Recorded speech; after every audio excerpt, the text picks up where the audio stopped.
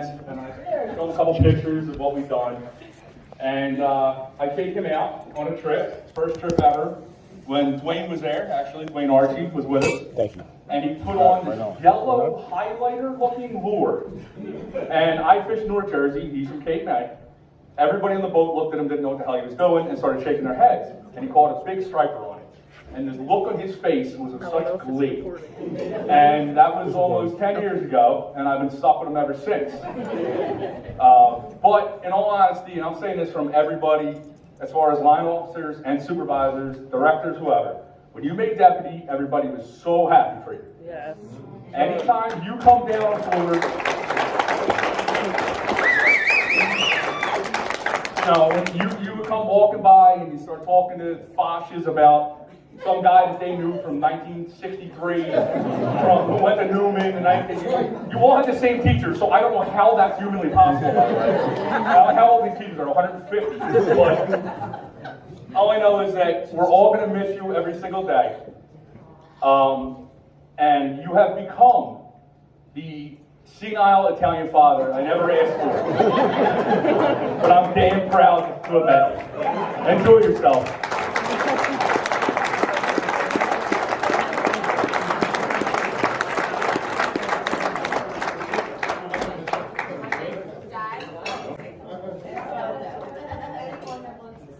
Anybody else? All right. Do we have?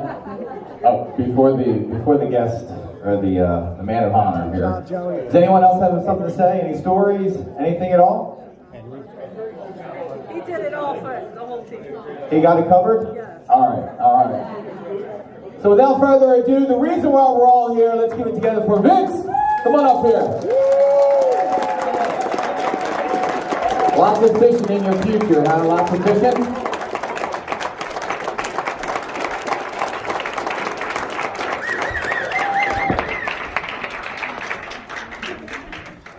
I'd just like to say thanks for everyone for coming. Mr. Harrington, Ronkowski, Bernadette, who could have probably fired me on day one. Of course, my driver's license said Delaware County, not Philadelphia County. And I was only doing that for insurance reasons. And then later, I go on to run the insurance fraud unit. But it was different times then, and it was fun times then. But I've met so many people here. I could go back for 30 years. The people made me laugh. We had good times, and there were a lot of things that I remember that we did. I guess things that I wasn't supposed to be doing. But some people, I don't know if they remember the Tank of Doom that I sponsored, where we used to have Japanese fighting fish in my office every Friday. We had the Bob Meaden Golf Open on the 14th floor, and Bob was an associate director at that time, but he was the head of it, so we used to golf on the 14th floor. That was one of our things. There was always the lights out in the men's room. Where's Mark Firm? Mark, I got you at least 3 or 4 times with the lights out in the men's room. That was one of the great things. But the one thing that my daughter touched on, the one thing that my daughter touched on that I have to elaborate on is poor Lizette. I took over a unit from John Dunn. I think it was YVRP, with Lizette, Scott Stevens, Crowley, Melissa Rumbaugh, Rosa Ramos, Deegan. I mean, it was an all-star class. Yeah, thanks, John. It was a great year. And Marissa at that time was 12 or 13, and man, it was tough times. It was before I discovered Klonopin. It made it even tougher. So for some reason, I don't know what it was, and she can't be here tonight due to certain reasons.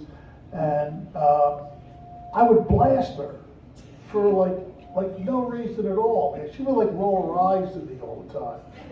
And then I would just give it to her and blast her. And then one day she rolled her eyes and I blasted her. And she finally got her Cuban up, you know, and she came into my office and she gave it to me. She ripped me apart and I deserved it 100%. And she says, why? Why are you doing this to me? And I says, well, you remind me of my daughter. And from that day on, she just laughed, and we were best of friends. We were best of friends after that. But the job itself is something that you have to appreciate. I mean, I've been fortunate in my career at APPD. It took me a long way. A lot of you guys have a long career ahead of you. You know, just try to make the best of it. You got a good man in Anthony Ainer. Take that from me.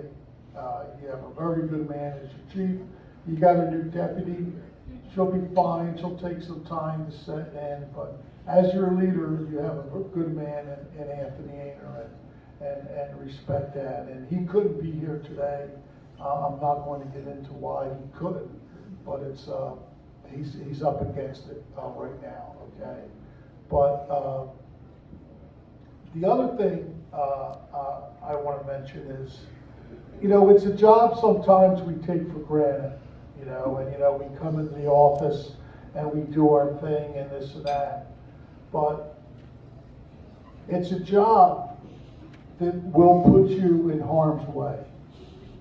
Okay, especially everyone that's working on the street, and you can never forget that. You know, anybody. I worked the field my entire life as an unarmed officer, as an armed officer. I supervised an armed unit. We got a man here today, Joe McKillop, who's dedicated his whole career to the safety of the armed officers. You know, and he's done a great job. And to have him as the director of the anti-violence division, my old division, for 9 years, and that's just going to be a great thing. We got Mike Mostowski back in anti-violence, and that's just where we need him. So, but not just for the armed officers, for anybody. For Chris McFillin couldn't be here tonight. I spoke with him earlier. And even the officers who don't go in the field. You might not go in the field now, but you might be going and working the street in 3 or 4 months. Keep your eyes wide open all the time. Keep your head on a swivel. Like I've always told you, if the job doesn't look right, don't do it. Just document it. Unsafe, disengaged, and move on. For the warrant guys, it's different. You know, you're out there with the U.S. Marshals, the sheriffs, Philly PD. You know, you got a job to do. You got to go hit that house and do it. Just be careful when you're doing it, okay? Because, like I said, this job will put you in harm's way.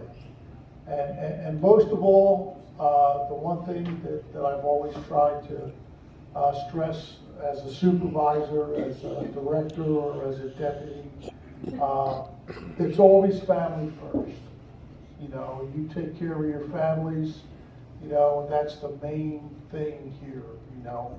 And that was always my prime goal to try to get across to people, is to take care of your families, you know.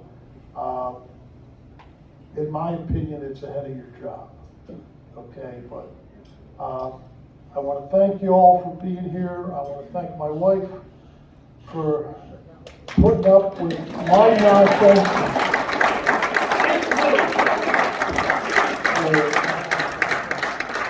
For putting up with my nonsense for almost 40 years, for making a great foundation for our children, and that was all her. And that really wasn't me, and I'm fortunate to have her for my wife, and I appreciate it. With all that being said, Joe Murray, since I met you, I went back 10, 20 years in life. You may be younger again, introducing me to all those knuckleheads up in North Jersey, but I wouldn't have it any other way. I still think I'm a better fisherman than you. It depends what we're fishing for. But anyway, all of you be safe. Thank you for coming tonight, and I appreciate you all greatly. Thank you very much.